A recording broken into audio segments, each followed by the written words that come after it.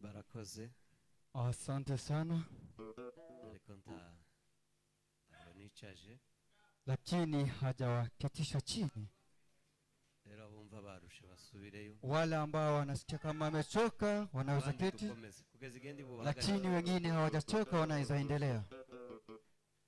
Kandi nawe wagiye mu bintu byinshi bitari bizima.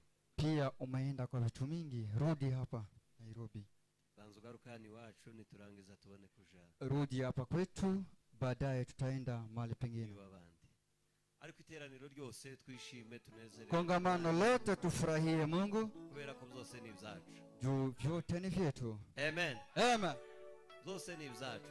Kila kitu ni yetu hapa. Hauzimiriwemo. Hakuna mtu mwenye amesimamishwa kwa kila kitu ambacho. Kila kitu ni yetu. Amahitamo yawe no guhagurukamo na amahitamo yawe. Kila kitu ni yako. N'ubushake bwawe. Kuchagua ni kwako, kufurahia ni kwako. Zose biri muri wowe. Kila kitu kiko kwako. Ngauchura. Piga zenze.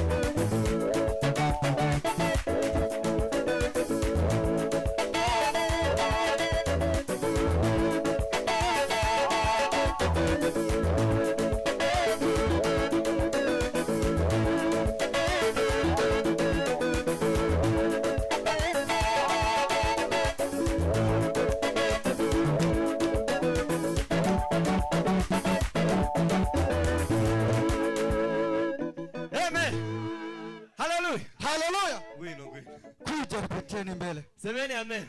Amen. Nije wahagaritse. Amen. Amen. Tugiye kubyina igisimba cy'umwaka. Tunataka kuchezea kisirimba ya mwaka. Umwaka wose kabisa. Mwaka yote ambayo imepita. Imana araturinze. Mungu ametulinda. Imana iduha n'abana. Mungu akatupa watoto. Amen. Amen. Hallelujah. Hallelujah.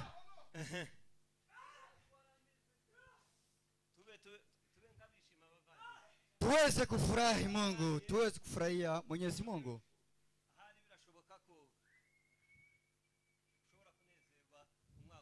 Inawezekana kama unaweza furahi saa hii mwaka inaisha, lakini nyakati hii ambayo umeona, toa hiyo. Tushukuru Mungu kwa hiyo haya ambayo amefanya kwa mwaka yote. Weka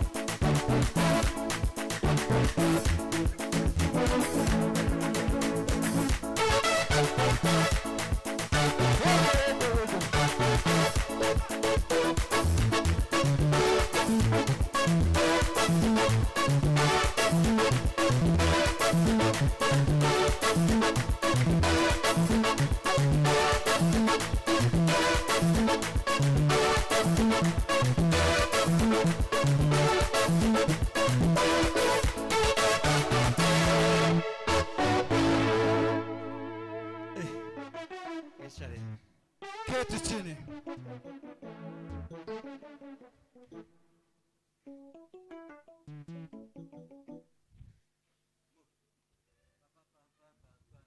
Hiyo muziki hapo umefika, iko sawa.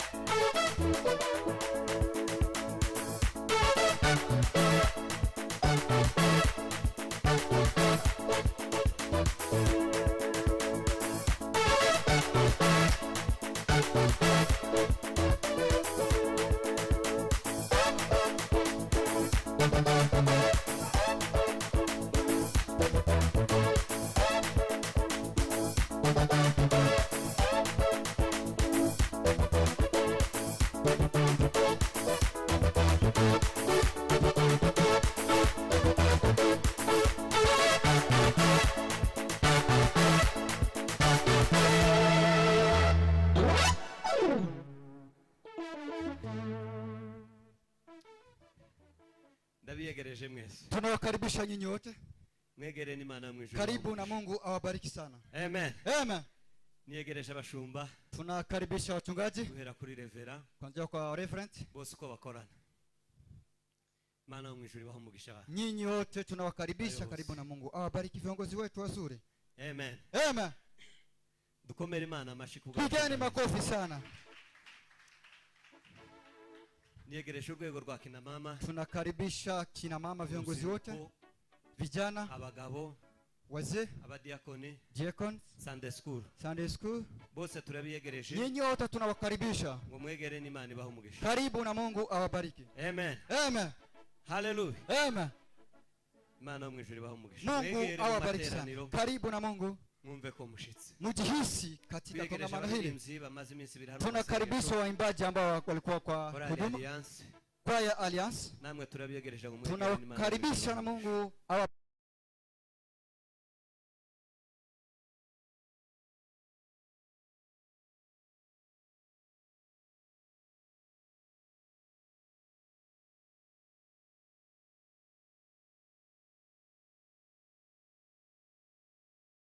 ndangije kubiyegereza. Nyinyi wote si tumemaliza kuwakaribisha. Pigeni makofi sana. Twiyegereje abavandimwe badukurikira ku murongo. Tunakaribisha wandugu ambao wanatufuatia online. Hari abariko badukurikira ubunyine. Kuna wale ambao wanatufuata online. Kuna wengine tena watafuata kesho. Kesho kutwa. Kuzogeza igihe naje ntazi. Paka siku yenye mimi sijui. Ariko mwese namwe ndabiyegereje. Lakini nyinyi wote tunawakaribisha. Bavandimwe mwegere n'Imana. Wandugu karibu na Mungu awabariki. Ibaho umugisha. Mungu awabariki. Nabo tubakomera amashi. Pigeni makofi kwa wale ambao wanatufuata online. Wanatusaidia sana. Niyegereje ababyeyi bose babyaye muri uno mwaka. Tunakaribisha wamama ambao wamejifungua mwaka hii. Mungu amewasaidia wakajifungua watoto wazima pia na wazima. Wenye wamefanya operation na wale wenye wamejifungua vizuri. Nyinyi wote mko na watoto. Mungu awabariki. Turabiyegereje ngo mwegere. Tunawakaribisha imbere y'Imana. Mbele ya Mwenyezi Mungu. Mugira umutima wuzuye amashimwe. Muwe na roho ya shukrani. Kugira ngo Imana ibashe kubarebera muri ayo mashimwe. Ili Mungu awaangalie kwa hizo shukrani zenu. Bavandimwe turabiyegereje. Wandugu tunawakaribisha nyinyi wote. Mungu wa mbinguni awabariki. Amen. Amen. Turiyegereza abantu bose barwaye kuva mu kwezi kwa mbere. Tunakaribisha watu wote ambao wamegonjeka kuanzia mwezi wa kwanza mpaka leo. Abarwaye bose kandi barakize. Wenye wamegonjeka wote wamepona. Imana yagiriye neza. Wale ambao Mungu amesaidia bakarwara, wakagonjeka, bagakira, wakapona, wakagonjesha watu wao, wakapona, mukaba mwateranye none. Sai mko hapa kanisa. Imana mu ijuru ibaho umugisha. Mungu wa mbinguni awabariki. Dufatikanye twese kugira ngo tuzamure amashimwe. Tusaidieni nyinyi wote ili tupandishe. Shukrani kwa Mungu peni Mungu. Amen.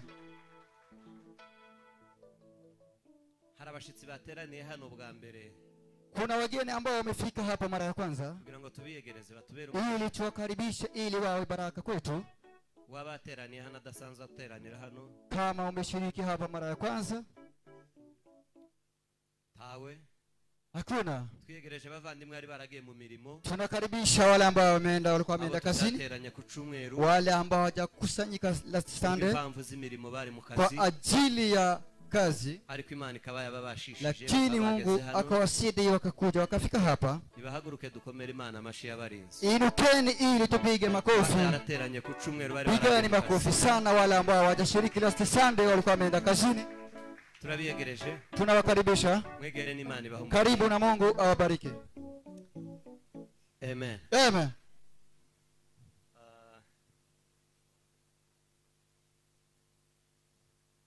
Abana ba Sunday school bari hano. Watoto wa Sunday school ambao wako hapa. Abana batoye. Watoto wadogo.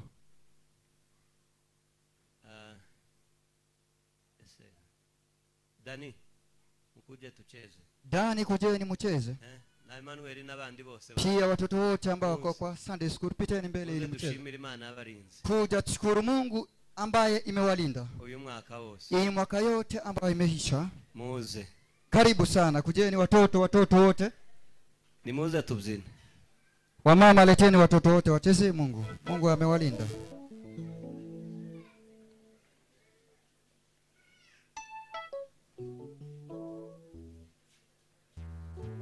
oya shamye mu musubiza yatagwa hasi